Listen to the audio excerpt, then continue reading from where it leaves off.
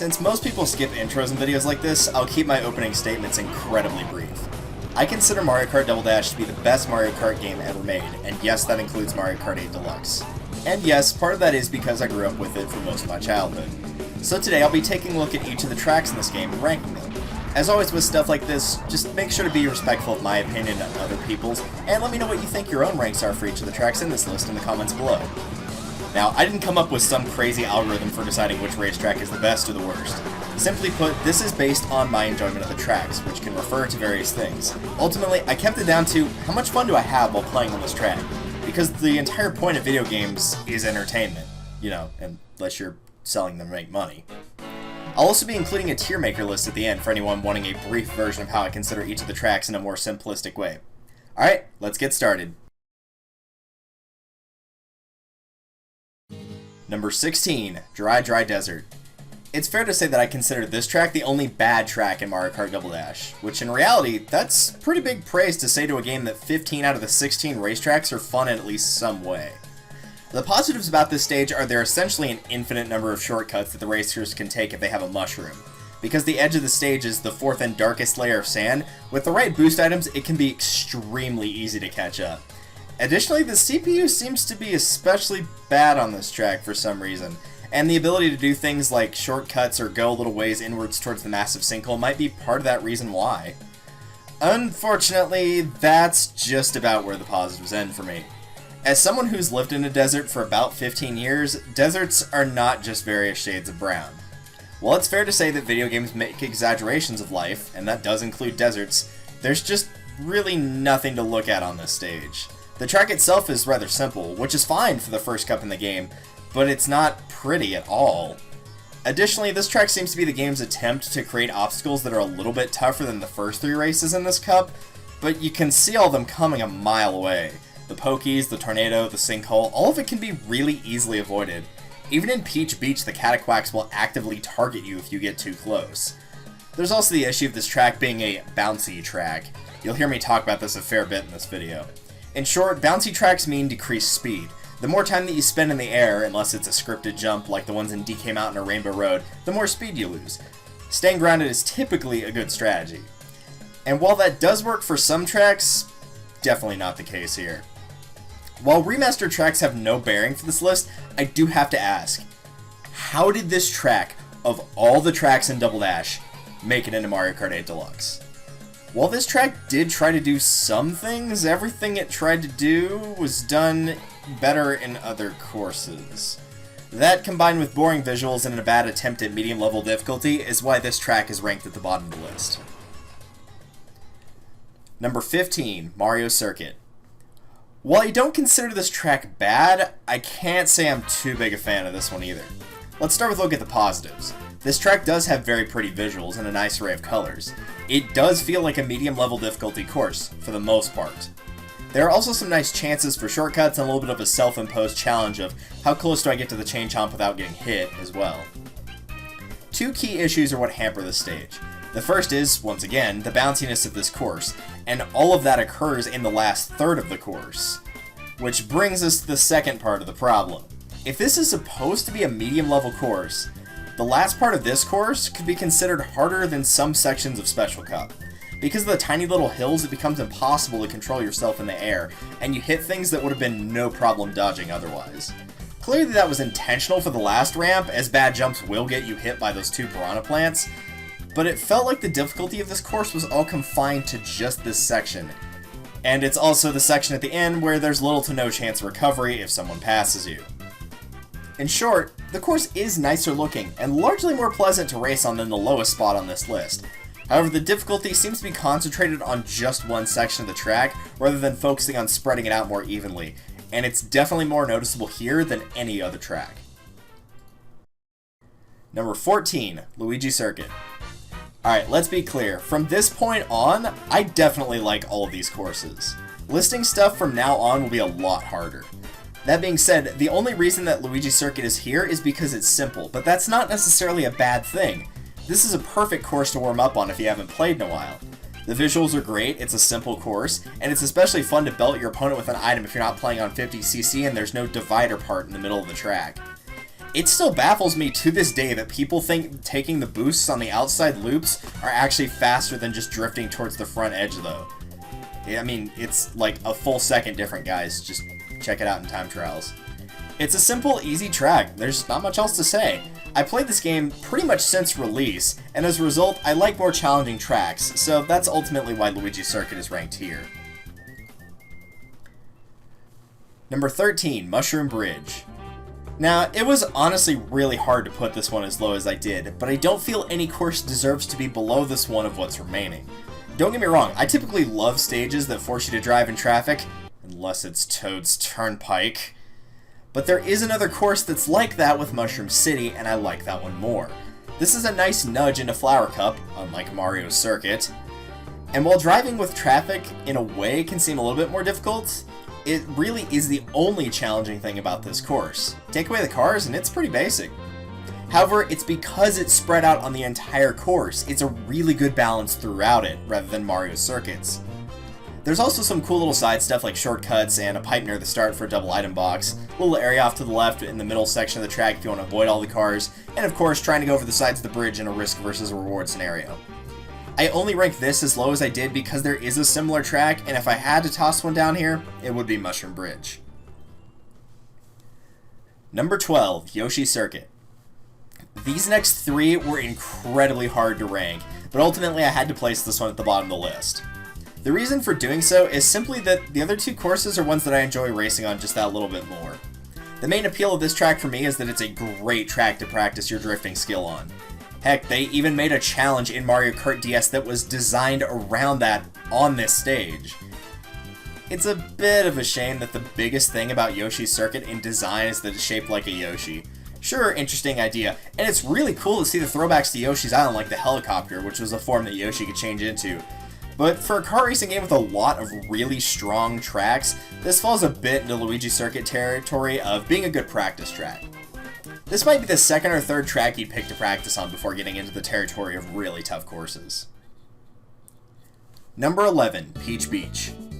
You know, beach courses in Mario Kart really seem to go back and forth for me. Some of them are great and others are not done well at all.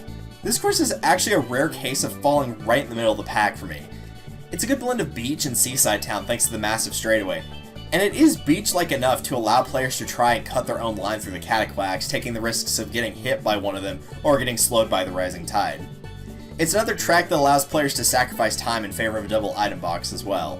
The visuals of seeing a pier that you can drive on, granted for no real gain on the course, gives the ahead of its time idea of if you can see it, you can get to it, in a racing game of all things. It's those small little details of visual and more creative freedom in this racetrack that puts the course at number 11. Number 10, Sherbet Land. Anyone who knows much about my thoughts towards gaming knows that I don't like ice physics at all. At all. So why have this track rated so high? Simply put, this is ice physics done right.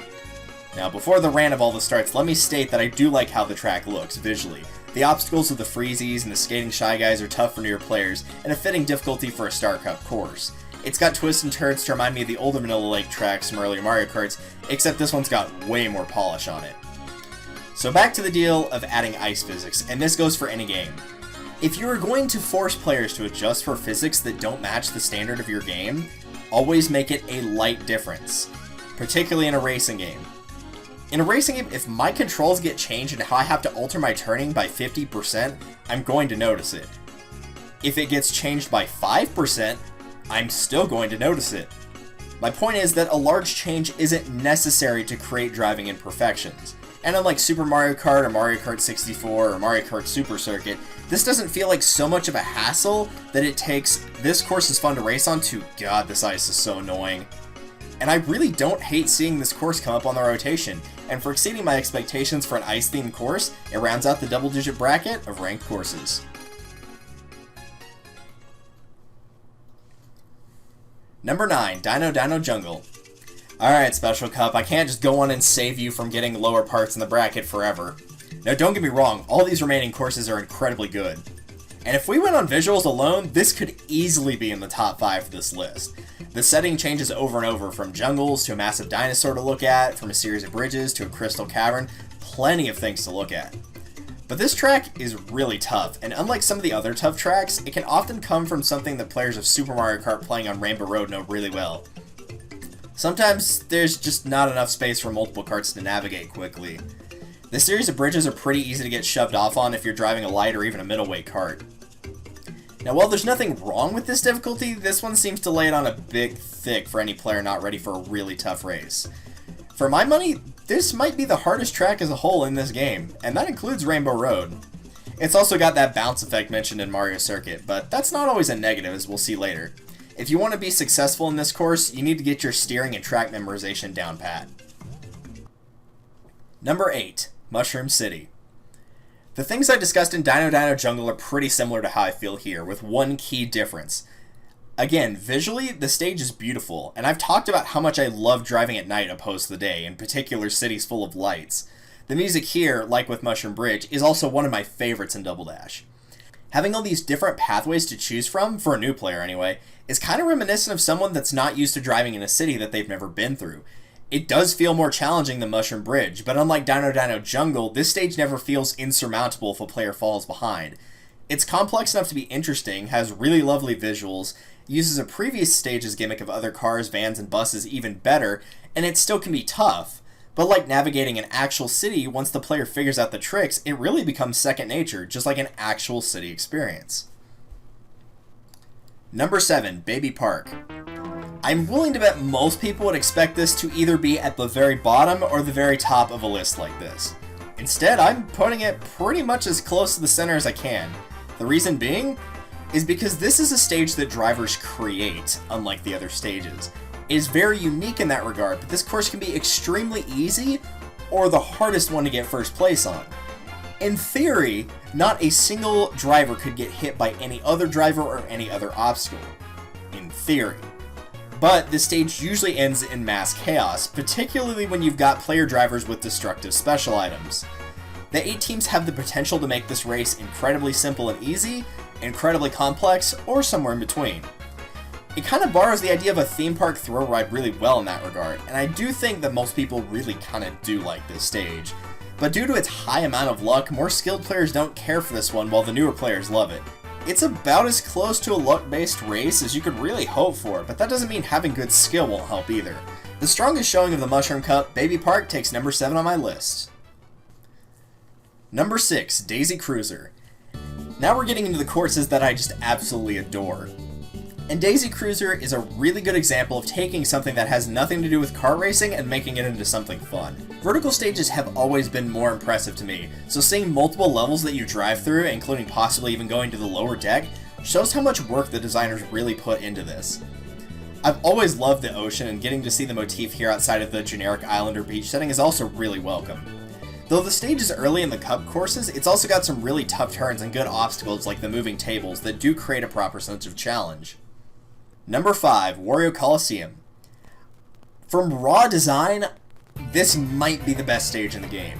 With how many changes and vertical incline it has, coupled with the feeling of a stage created for extreme sports, it is a definite improvement on Mario Kart 64's Wario Stadium. This definitely feels like a place you go to watch like motocross stunts. The decision in making this stage 2 laps was definitely a good one, and it combines areas with a tight squeeze with other areas that open up the risk of falling off where there are no guardrails to save the players. Throw in a few small jumps and one large ramp that sends you right into the center, and you've got a pretty solid course here. Surprisingly, this is one of the stages that the bounce effect doesn't hit the stage hard at all. In fact, it actually kind of makes it better.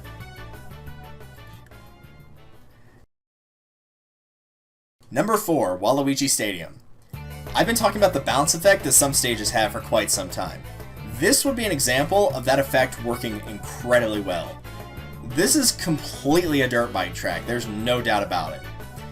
And even though it doesn't take a genius to figure out that you're going to lose speed while you're in the air, the combination of the boost pads on the ground and being able to take the turns very tightly if you can control your drifting, on top of the fact the stage is one of the few where not too many places can really slow you down, makes for a pretty solid track. It definitely stands out for one of the early game unique tracks, coupled with some really good obstacles that you can't just stay in the center of the track all the time, but you also can't cling to the sides either. Number 3, DK Mountain.